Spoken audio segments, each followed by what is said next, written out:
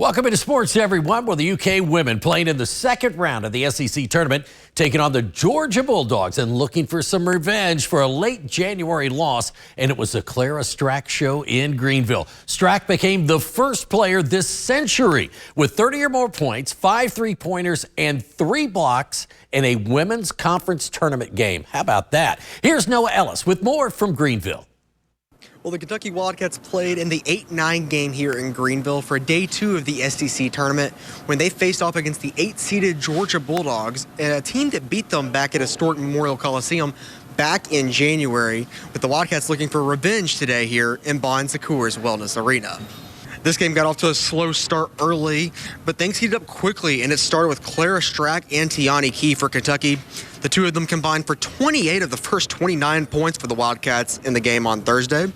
After Clara Strack picked up her second foul with 2:31 remaining in the first half, the Dogs went on a run to take a 36-35 halftime lead over Kentucky.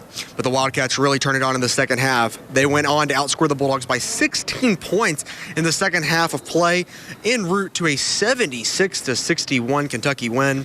And that may just be a minor headline of today's game because Clara Strack tied a career high with 33 points, and she hit 5 3-pointers. After the game, hear from Coach Kenny Brooks and, of course, the star of the game, Clara Strack, on how Coach Brooks has challenged her to be better over the last week and how it has led to success for Kentucky. I expect that from her each and every night. And, you know, when I made that statement, you know, it was when I was talking about it, it was in jest. I mean, you think about what I said.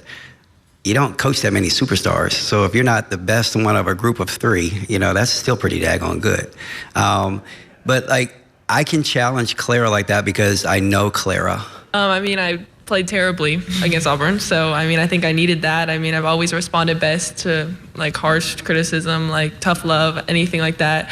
I think I needed it. I always need something like that to get me going, I think. Within this league. I mean, it's a long season.